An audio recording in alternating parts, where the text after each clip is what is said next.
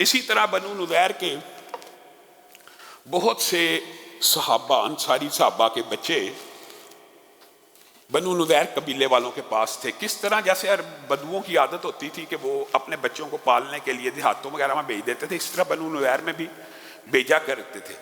اور ان میں سے یہ ہوا کہ بچوں کو پالنے پوسنے کے دوران جب بچے بالغ ہو گئے تو بعض بچے یہودی ہو گئے. ظاہر ہے پالا پوسا جس نے اس کے مذہب کو اختیار کر لیا. تو انصاریوں نے جب رسول اللہ نے ان کو جلا وطن کیا، پچھلے خطبے میں یہ سارا واقعہ رکھا، تو انصاریوں نے کہا ہم اپنے بچوں کو تو نہیں جانے دیں گے، جن کو انہوں نے یہودی بنا لیا ہم ان بچوں کو لے کے جانے نہیں دیں گے. تو اللہ رب العزت نے آسمان سے آیتوں کو نازل فرمایا، اور بعض روایات کے اندر رسول اللہ نے اس وقت یہ آیتیں پڑھی، لا اکراہ فی الدین.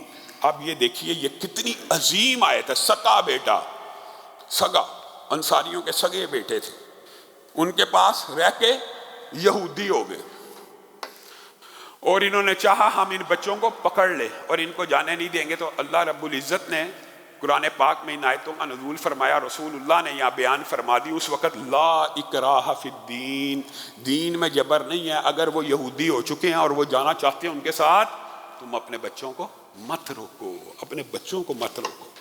اسلام اتنا خوبصورت دین ہے، اتنا خوبصورت مذہب ہے، اتنا خوبصورت اسوہ ہے کہ اگر کسی نے کوئی مذہب قبول کر لیا، یہ بھی اوائل اسلام کی بات ہے.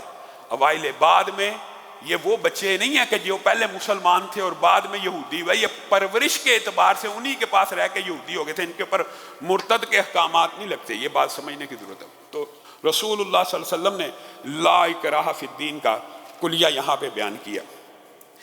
آگے اگر آپ غور کریں تو ایک بہت بڑا غزوہ، بعض غزوات ایسے ہیں جو بہت لوگوں کو ان کا علم نہیں ہوتا، اور آپ کے سامنے ہم تفصیل سے ان غزوات کا بھی ذکر کر رہے ہیں. انہی میں سے ایک غزوہ ذات رقاع ہے. اس کو اردو میں ذات رقاع بھی کہتے ہیں. اور یہ رقاع سے مراد یہاں پہ یہ ہے کہ یہ غزوہ اس قدر شدید تھا، اور یہ انہی وہ جو 70 آپ کو بتایا تھا کہ قاری شہید ہوئے تھے قرآن پاک کے، انہی قبائل کے، ثعلبہ اور محارب قبائل کے تعاقب میں رسول اللہ صلی اللہ علیہ وسلم نکلے تھے. ہاں شدت کا عالم یہ تھا کہ 6 بندوں کے پاس ایک اونٹ، 6 بندوں کے پاس ایک اونٹ. تو ظاہر ہے اب 6 میں سے 6 بندوں کے پاس ایک اونٹ ہو تو چھٹے کی باری کتنی دیر بعد آئے گی؟ ایک بہت لمبا عرصہ چاہیے. مثال دے رہا ہوں، آدھا گھنٹہ بھی طے کیا ہو تو چھٹے کی باری 3 گھنٹے بعد، بڑا لمبا وقت ہے. تو پیدل چل چل کے ایڑیاں پھٹ گئی، صحابہ کی ایڑیاں پھٹ گئی. تو وہاں پہ کپڑے باندھے، جیسے ہم موزے پہنتے ہیں، جوتے پہنتے ہیں، تو صحابہ نے وہاں پہ کپڑے باندھے. جب کپڑے باندھ کے بھی چلے تو ان کپڑوں کے چیتھڑے اڑ گئے، دھجیاں بکھر گئیں. اس لیے اس کو غزوہ ذات الرقاع کہتے ہیں، یعنی چیتھڑوں والا، پھٹے ہوئے کپڑوں والا غزوہ. اس کا مطلب یہ ہے کہ صحابہ اتنا چلے تھے کہ ان کے پاؤں کے نیچے جو کپڑے تھے وہ بھی پھٹ گئے.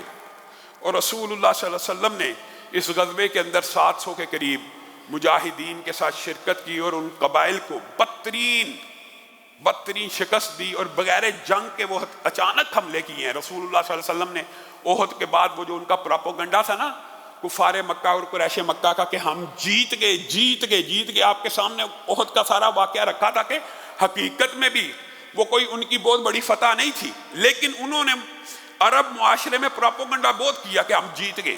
تو رسول اللہ صلی اللہ علیہ وسلم نے اس کے بعد جتنی بھی جنگی مہمیں کی ہیں اچانک کی ہیں اور حملہ آور کی حیثیت سے کی ہیں.